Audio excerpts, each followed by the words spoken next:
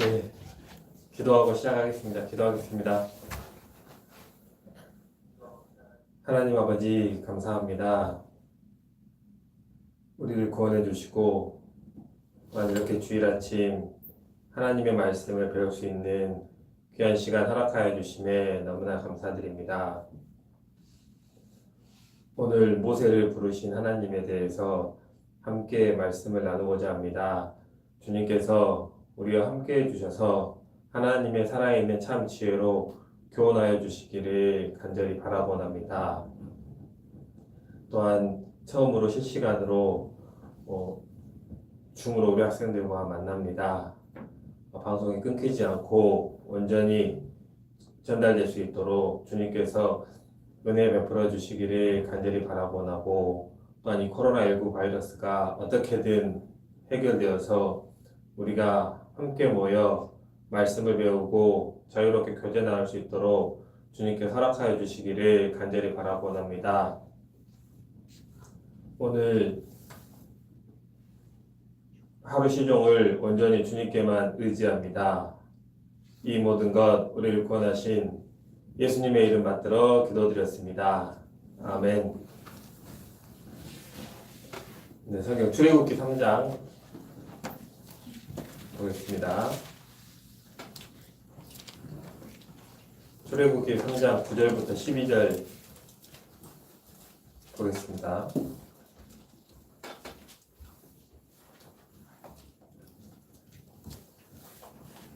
찾으셨죠? 네, 찾으셨으면 같이 읽도록 하겠습니다. 이제 이스라엘 자손의 부르짖음이 내게 달하고 애굽 사람이 그들을 괴롭게 하는 학대도 내가 보았으니 이제 내가 너를 바로에게 보내어 너로 내 백성 이스라엘 자손을 애굽에서 인도하여 내게 하리라. 모세가 하나님께 고하되 내가 누구간데 바로에게 가며 이스라엘 자손을 애굽에서 인도하여 내리까? 하나님이 가라사대 내가 정녕 너와 함께 있으리라. 내가 백성을 애굽에서 인도하여 낸 후에 너희가 이 산에서 하나님을 섬기리니 이것이 내가 너를 보낸 증거니라. 네,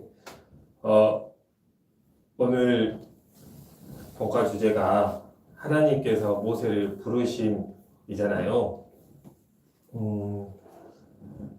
모세에 대해서 많은 생각을 해봤습니다. 모세에 대해서 많은 생각을 해봤고, 또 참빗에 보면 그 학습 목표라고 할까요? 주님의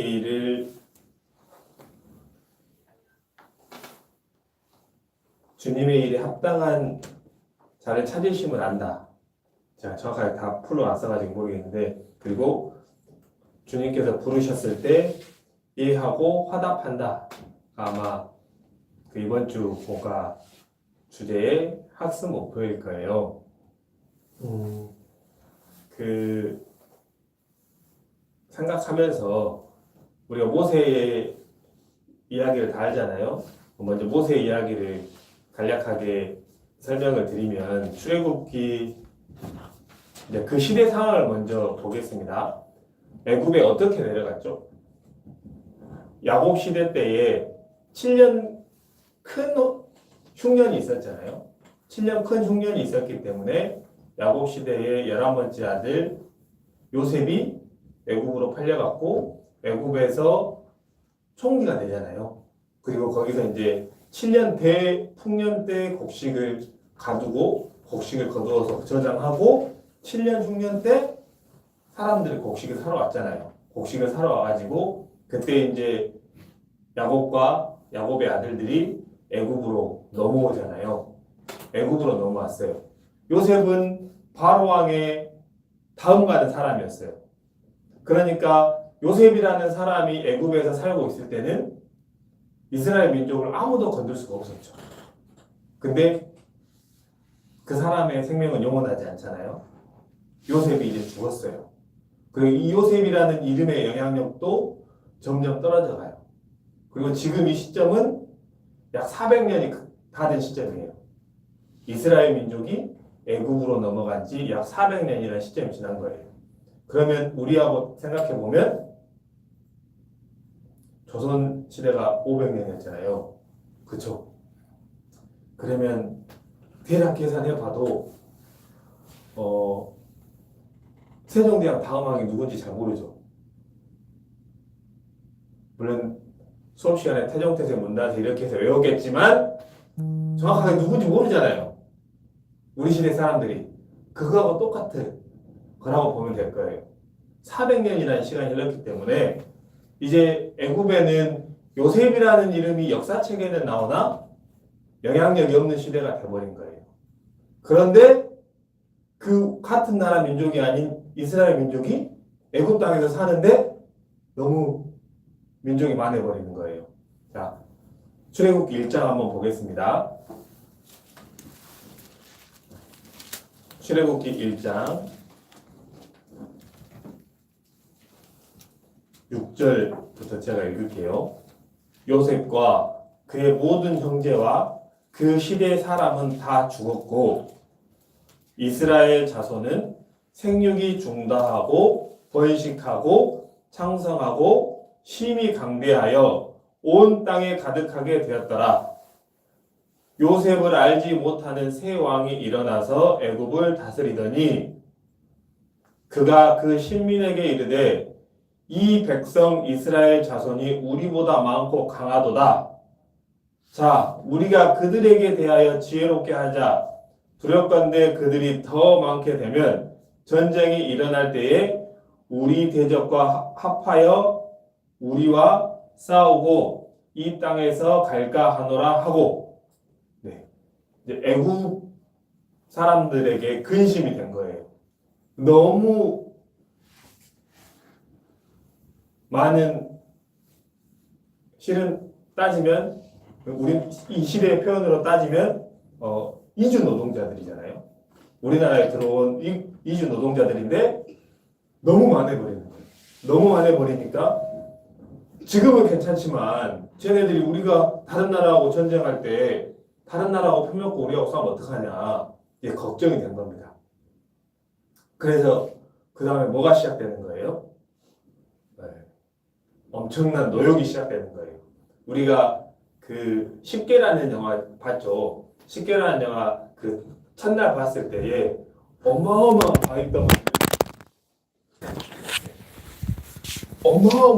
바위 덩어리를 사람의 힘으로 옮기잖아요. 그걸 시킨 거예요. 그래서 피라미드도 만들고 스핑크스도 만들고, 피라미드는 아직도 풀리지 않은 세계 7대 불가사의 중에 하나잖아요. 그거를 만들게 한 거예요. 쟤네들은 우리한테 근심이니까 일만 시켜. 그래가지고 어마어마한 일을 시킨 겁니다. 그러니까 이제 이스라엘 민족이 어떻게 되는 거예요? 이제 하나님을 찾게 되는 거죠. 출애굽기 2장 한번 보겠습니다. 2장 23절에 보면 이렇게 되어 있습니다. 여러 해 후에 애굽 왕은 죽었고 이스라엘 자손은 고역으로 인하여 탄식하며 부르짖으니 그 고역으로 인하여 부르짖는 소리가 하나님께 상달한지라. 하나님이 그 고통 소리를 들으시고 아브라함과 이삭과 야곱에게 세운 그 언약을 기억하사 이스라엘 자손을 건념하셨더라. 네, 이제 너무 힘드니까 이스라엘 민족이 울부짖은 거예요. 살려달라고. 살려주십시오. 근데 하나님이 야곱을 애굽으로 보낼 때 뭘 하겠을까요? 하나님이 약속하셨어요. 다시 가나안 땅으로 돌아올 것이다. 돌아오게 할 것이다. 라고 하나님이 약속하셨고, 하나님이 이제 이스라엘 민족이 그 고통으로 인해서 부르짖을 때에 이제 다시 애국을 탈출시켜서 가나안으로 가는 계획을 이제 시작하시는 거예요. 자, 그러면 우리가 생각해 봅시다. 출애굽기에 나오는 인물들이 몇 명 있잖아요. 그쵸? 출애굽기나 그 시대에 광야 생활할 때에 우리가 본이 되는 인물들이 몇 있잖아요. 자, 첫 번째 인물이 모세예요. 그리고 가나안 땅으로 이끌고 마지막에 들어간 사람이 누구예요? 여호수아였죠. 그리고 또 가나안 땅을 탐지하러 갔을 때 10명의 사람들은 저기는 절대 가면 안 된다. 저기는 포도송이를 두 사람이 메고 가는 거고 그 사람들 키가 너무 커서 우리가 가면 죽는다. 라고 할 때 아니다. 걔네들 우리 밥이다. 라고 했던 사람이 또 누구예요? 갈렙이 있잖아요. 그리고 모세의 형 누구 있어요? 아론이 있었잖아요. 자, 그러면 이 네 명의 인물들이 출애굽기 과정에서 광야 과정에서 본받을 만한 인물들이었잖아요. 본받을 만한 인물들인데 그러면 이 중에 왜 하나님이 모세를 택하셨을까요? 왜 모세를 택하셨을까요? 여지자매님, 왜 모세를 택하셨을 것 같아요?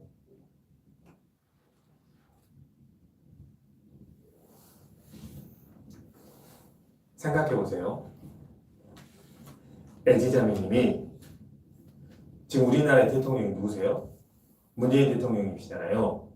그러면 여지자매님이 문재인 대통령을 만나야겠다 생각하면 만날 수 있어요? 만날 수 없죠. 물론 대통령님의 스케줄을 딱 봐가지고 지나가는 아니면 그 장소에서 멀리서는 볼 수 있겠죠. 그 앞에 가서 대화할 수 있어요. 어쩌다 운 좋게 할 수도 있겠죠. 그러나 그거는 쉽지 않은 일이에요. 지금 시대는 많이 민주화가 돼 있고 실은 대통령의 권위도 높지만 그런다고 해서 신적인 존재처럼 높지는 않은 시대잖아요. 그러나 바로 왕은 어땠을까요? 신적 존재였어요. 신적 존재였어요.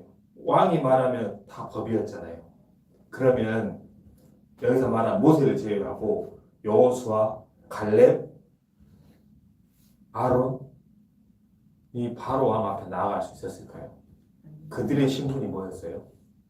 노예였잖아요. 노예가 신적인 존재의 왕 앞에 나아갈 수 있었을까요? 현실적으로 불가능한 일이에요. 그럼 왜 모세였을까요? 모세의 신분은 뭐였어요? 왕자였어요. 하나님이 처음부터 모세는 이렇게 쓰기 위해서 선택하셨던 거라고 저는 봐요. 에레미야 1장을 한번 보겠습니다.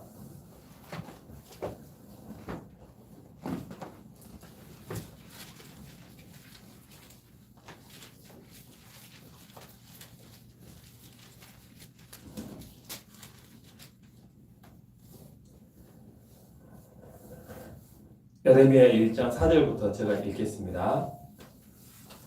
여호와의 말씀이 내게 임하니라 이르시되 내가 너를 복중에 찍기 전에 너를 알았고 내가 태에서 나오기 전에 너를 구별하였고 너를 열방의 선지자로 세웠노라 하시기로. 네. 4절 다시 보겠습니다. 여호와의 말씀이 내게 임하니라 이르시되 내가 너를 복중에 뱃속에 있을 때 복중에 짓기 전에 너를 알았고 이미 뱃속에서 만들어지기 전에 이미 너를 알았고 네가 태에서 나오기 전에 너를 구별하였고 너를 열방의 선지자로 세우노라 하시기로.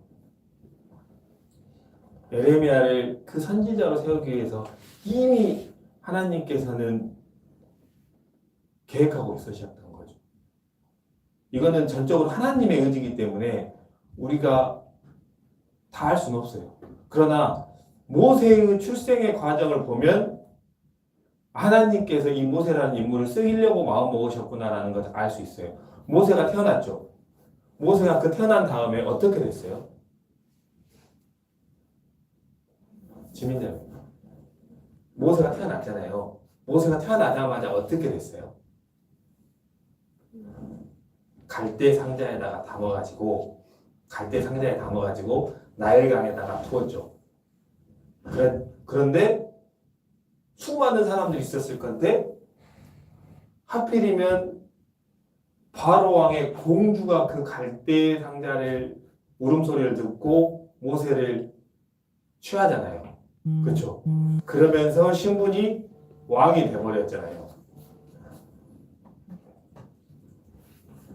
자, 봐봐요. 제가 왜 이게 하나님이 처음부터 계획하셨냐라고 생각되는 이유가 뭐냐면 그 갈대 상자, 우리가 한글을 번역했을 때 갈대 상자라고 되어 있잖아요.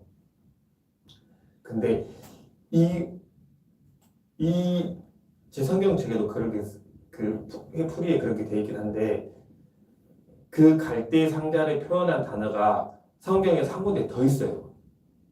그러니까 갈대 상자라고 쓰여진 게 아니라 원어의 표현이 동일하게 쓰여진 데가 한 군데가 더 있어요.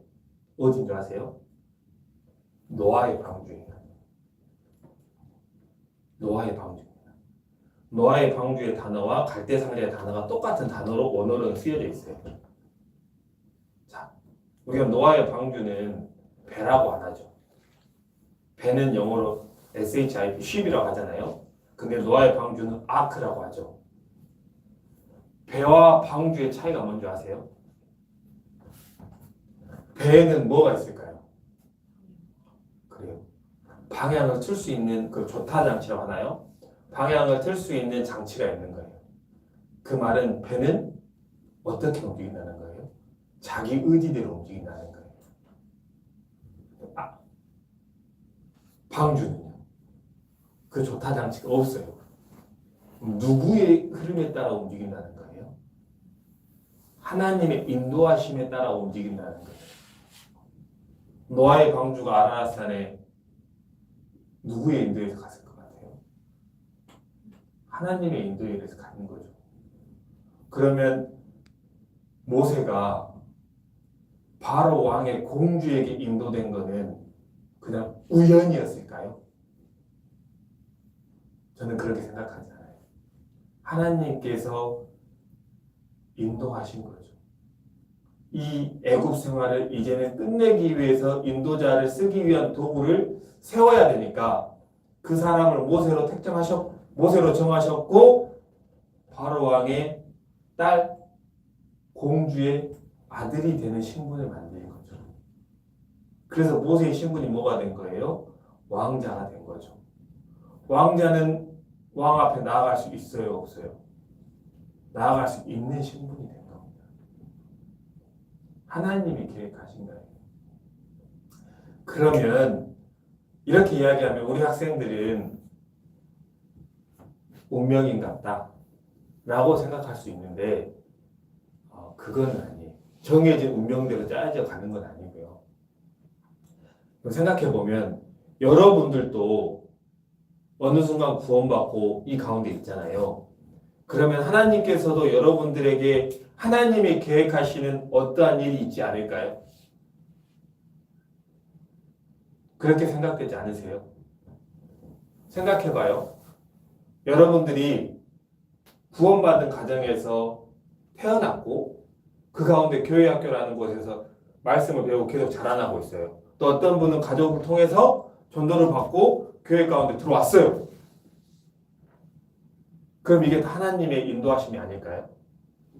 그리고 어느 시점에 어떠한 일로 하나님이 여러분들을 사용하시려고 그 가운데 계속 자라나게 하고 있는 거 아닐까요? 여러분들에게 어떠한 일을 하나님이 주실지 몰라요. 여러분들도 모세처럼 하나님의 계획 아래서 자라나고 있는 거예요. 그러나 그걸 부정해버리면 감당 못하는 거죠. 어쨌든 모세는 하나님이 세우셨어요. 하나님이 이 일을 하기 위해서 모세를 부르신 거예요. 자, 예수님이 태어나기 전에 형이 먼저 태어나죠. 그 형이 누구예요? 세례 요한이잖아요. 그렇죠? 세례 요한이 예수님을 증거하기 전 그 일을 하기 위해 이미 복중에부터 선택받았고 태어나서 예수님 증거하잖아요. 누가복음 1장에 보면 나오잖아요. 그렇죠? 저는 모세도 하나님께서 이 일을 위해서 택하셨다고 봅니다. 이건 전적인 하나님의 선택이에요. 그리고 하나 더 생각해 볼 게 뭐냐면, 그런데 왜 하필이면 모세일까?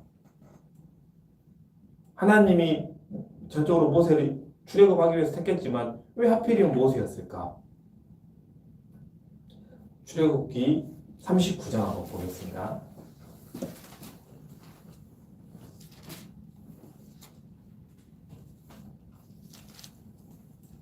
출애굽기 39장에 보면 42절에 보면 이렇게 되어 있습니다.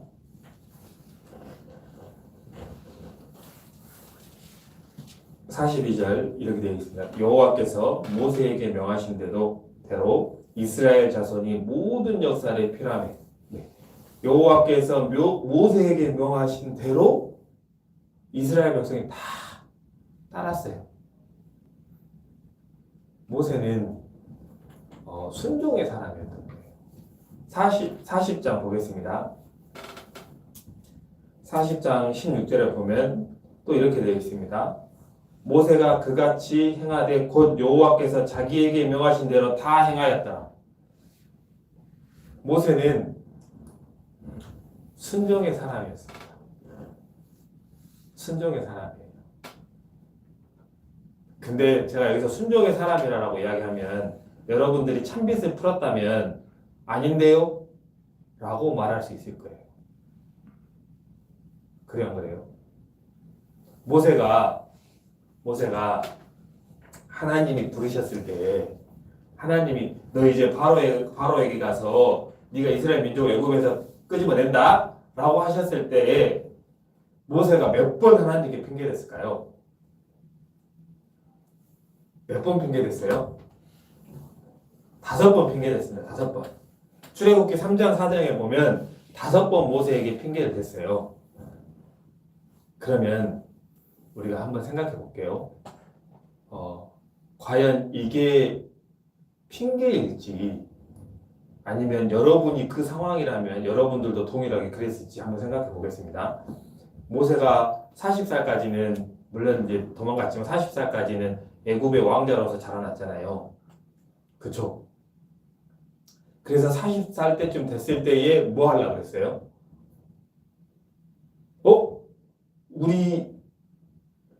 나의 근본인 이스라엘 민족이 노예로 살고 있네?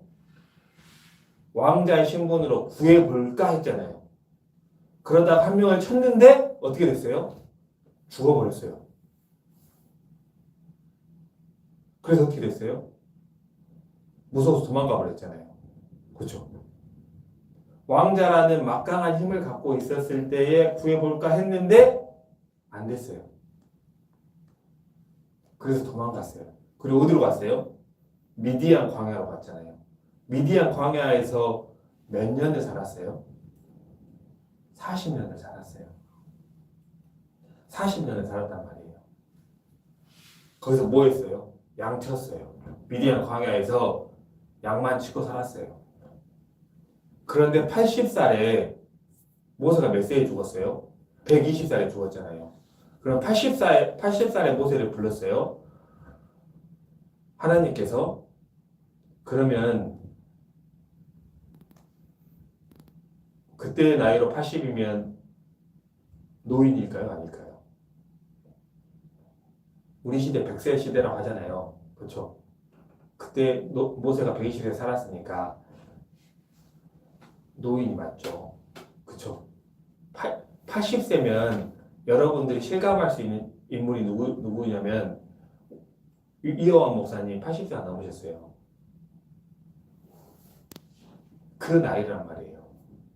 그 나이에 이미 몸에 힘도 많이 떨어진 상태에서 그동안 애굽의 왕자의 신분에 하나님 의지할 시간이 있었어요? 없었잖아요. 그리고 양치는 사람으로서 40년을 또 살았단 말이에요. 하나님을 만나고 하나님을 경험할 시간이 있었어요? 없었단 말이에요. 왕자의 힘을 가졌을 때 안 되니까 하나님이 완전히 바닥까지 모세를 낮추셨단 말이에요. 그리고 나이 많은 80세에 갑자기 하나님이 불러가지고 야, 너 바로 왕에게 가서 애굽이란다. 이스라엘 민족을 구해낼 거다. 라고 할 때 어떤 사람이 네! 그렇게 할게요. 라고 할 수 있겠어요. 어쩌면 당연한 반응이에요. 저는 이게 핑계라고 생각되지 않아요. 왜냐하면 모세가 성경에서 가장 위대한 인물 중에 한 분이지만 80에 하나님이 부르셨을 때에는 아직 하나님에 대한 경험이 전혀 없을 때였어요. 어느 날 갑자기 떨기나무 아래서 호렙산에서 모세를 불러가지고 이야기하셨는데 네 라고 하기에는 아직 하나님을 그만큼 알지 못했고 경험하지 못한 시기였겠죠.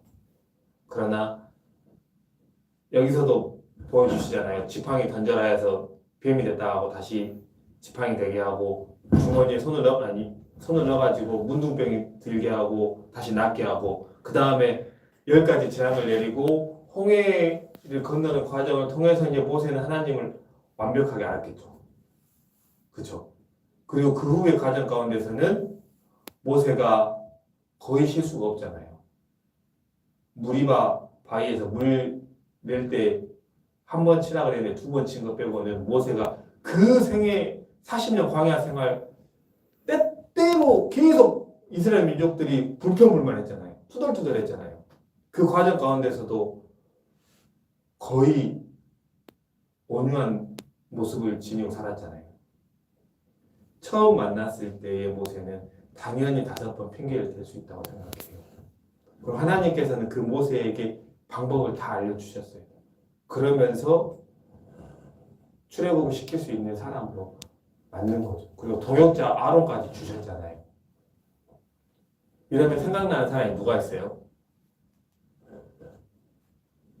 모세처럼 처음 불렀을 때 네 하지 않고 하나님을 시험했던 사람이 있었잖아요. 항아리를 들고 횃불을 들고 싸움했던 사람 누구예요? 그렇죠. 기드온도 그랬잖아요. 하나님, 이 이스라엘 보세요. 하나님이 있다면 이스라엘 이 모양 이 꼴이겠어요? 라고 반문하잖아요. 그러면서 양털에 물이 묻게 하고 아니면 양털을 제외한 다른 데 이슬이 맺게 하고 하나님께 다시 확신하기 위해서 시험하잖아요. 모세도 마찬가지인 거예요.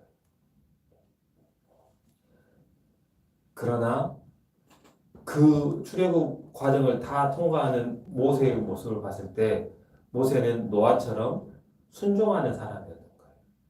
그래서 하나님이 모세를 쓸 수밖에 없었던 거예요. 그리고 자꾸 제 나무 적어내요. 그리고 왜 또 모세냐면 히브리서 11장을 한번 보겠습니다.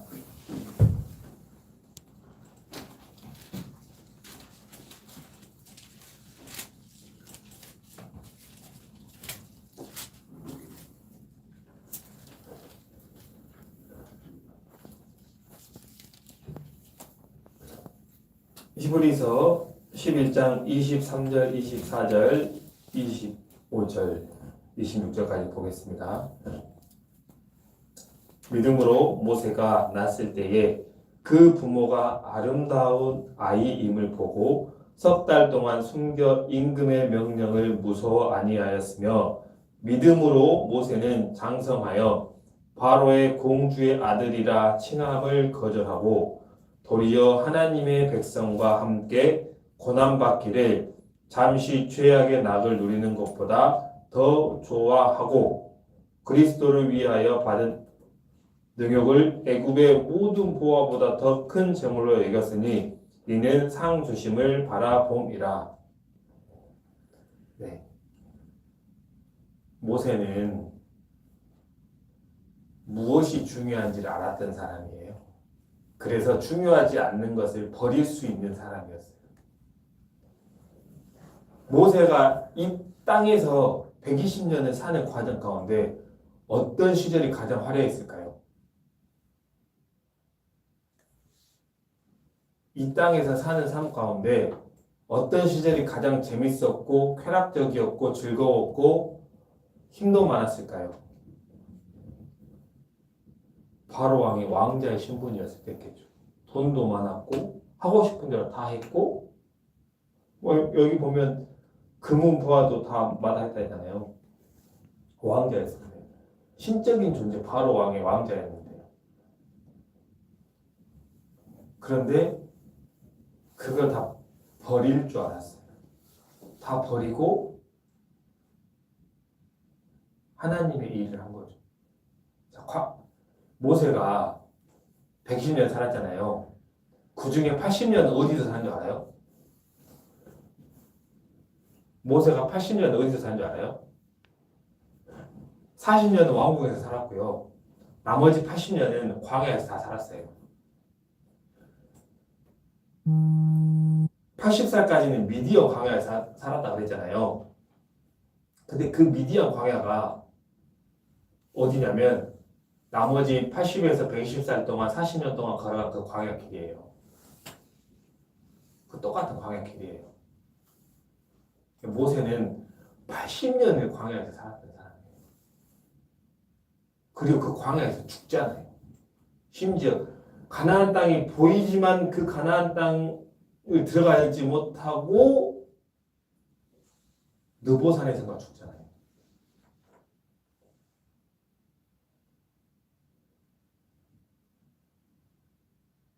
모세는 정말 하나님이 상주심이 뭔지를 알고 그걸 쫓아갈 수 있었던 사람이었기 때문에 하나님께서 모세를 쓸 수밖에 없었던 거죠. 누가 쾌락을 그 애굽의 많은 금은 보화를 버려두고 나머지 80년을 광야에서 살 수 있겠어요? 생각해봐요. 여러분들 물론 여기 앉아 계시는 형제 자매님들 아닐 수도 있지만 스마트폰이나 뭐 여러 가지 즐거운 것들 자제하라고 자제 잘 못 하잖아요. 그쵸? 도움이 안 된다. 너희 인생에 그렇게 도움이 안 된다. 하나님 아는데 도움이 안 된다. 라고 해도 그거 못 버리잖아요. 안 그래요? 못 버리잖아요. 열왕기 상 18장 한번 보겠습니다.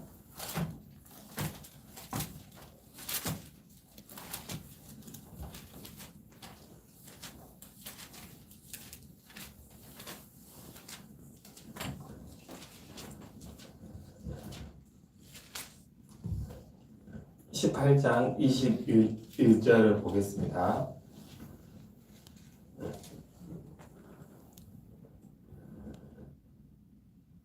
(18장의) 내용이 무슨 내용인지 아시나요?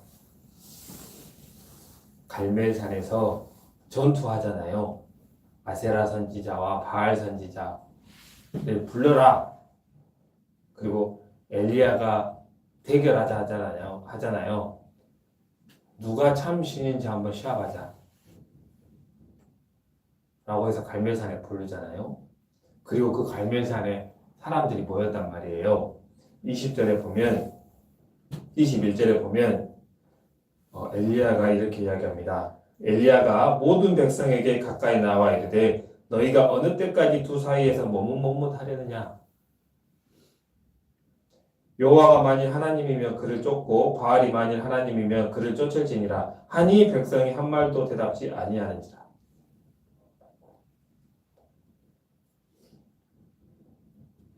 모세는 알았죠? 바로 왕이 신적인 존재였던 시대였거든요. 그러나 바로 왕이 신이 아니라는 걸 알았죠.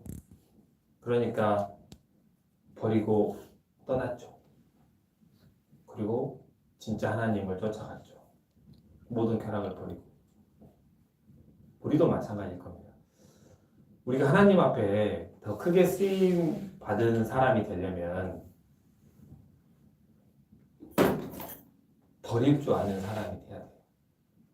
이게 하나님 앞에 바른 일인가? 아닌가?를 판단하고 어떤 것이 더 하나님을 위한 일인가? 라는 결론을 내리고 하나님을 선택해서 쫓아갈 수 있어야 돼요. 그런 사람이 됐을 때에 하나님께서 더 크게 여러분들을 쓰실 거예요.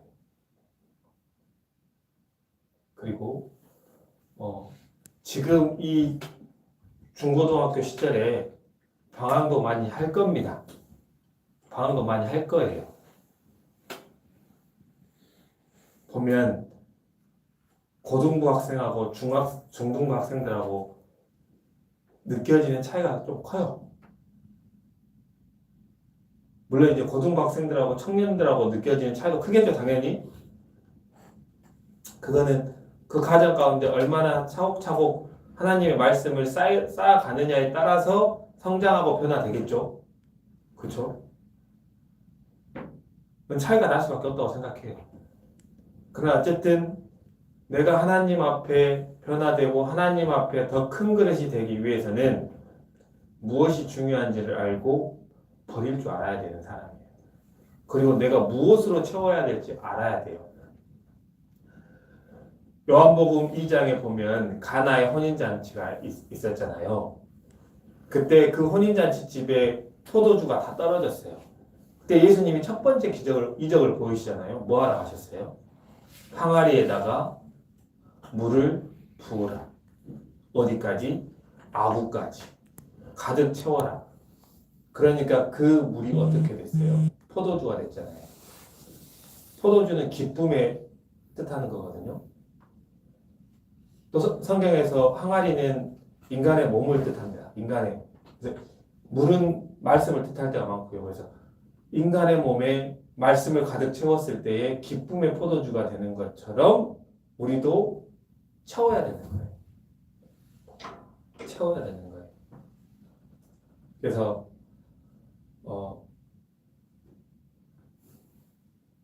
우리 학생들도 무엇을 해야 될지를 알고 무엇을 하지 말아야 될지도 알고 선택해서 해야 합니다.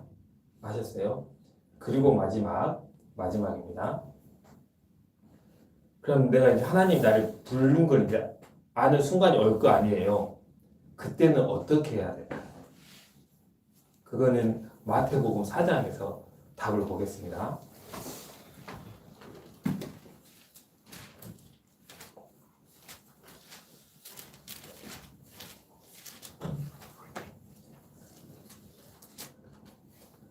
마태복음 4장 19절 보겠습니다.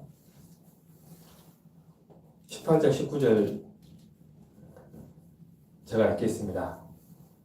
갈릴리 해변에 다니시다가 두 형제 곧 베드로라 하는 시몬과 그 형제 안드레가 바다에 그물 던지는 것을 보시니 저희는 어부라 말씀하시되 나를 따라오너라 내가 너희로 사람을 낚는 어부가 되게 하리라 하시니 20절에 보면 이렇게 되어 있습니다.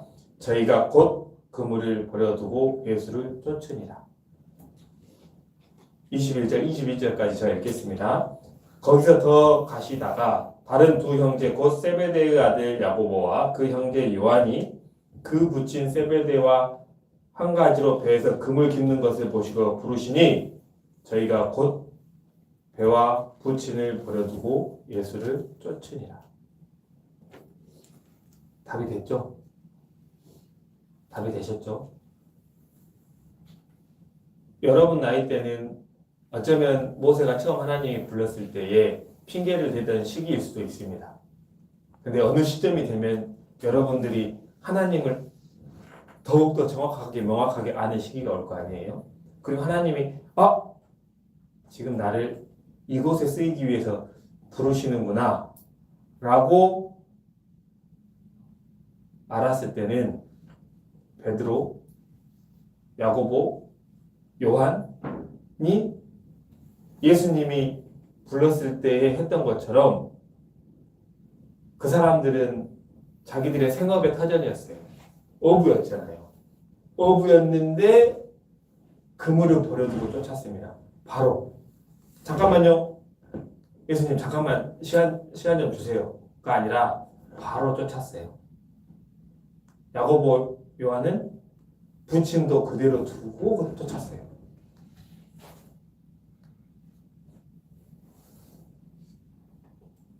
하나님이 부르셨을 때에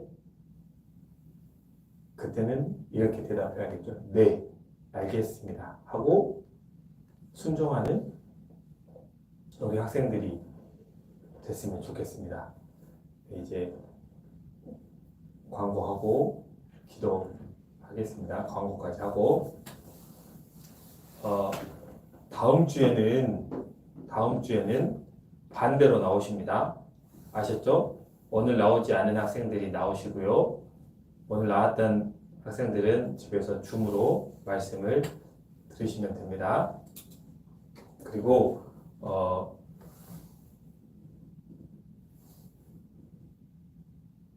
2월달이 이제 3주 남았나요? 3주 정도 남았을 것 같아요. 9시에 들어오세요. 줌으로. 아셨죠? 우리가 만날 수 있는 게 제한적이기 때문에 들어오셔서 말씀을 같이 읽고 나눴으면 좋겠어요. 중학생들이 입이 안 떨어져서 말하기 싫어서 안 들어오는 경향도 있는 것 같아요. 안 시키겠습니다. 말하기 곤란하면 안 시킬게요. 와서 선생님들하고 위에 고등부 형제 자매님들이 하는 거라도 들으세요. 듣는 것도 배우는 거예요.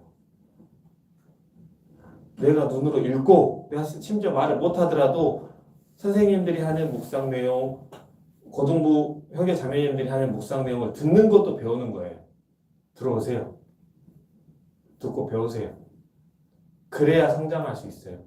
회피하는 거는 성장하는 데 가장 걸림돌입니다. 아셨죠?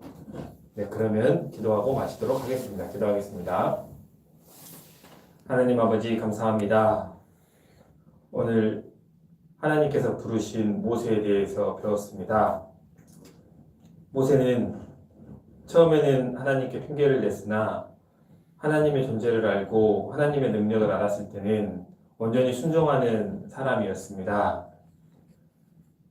또한 애굽의 포화보다는 하나님의 상주심을 바라볼 줄 아는 그런 사람이었습니다.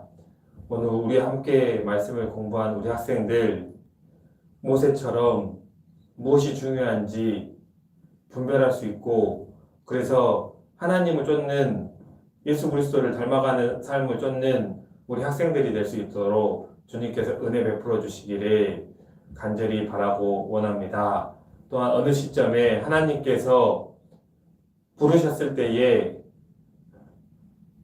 베드로와 야고보 요한이 그랬던 것처럼 네 하고 바로 순종하며 응답할 수 있는 우리 학생들이 될 수 있도록 도와주시옵소서.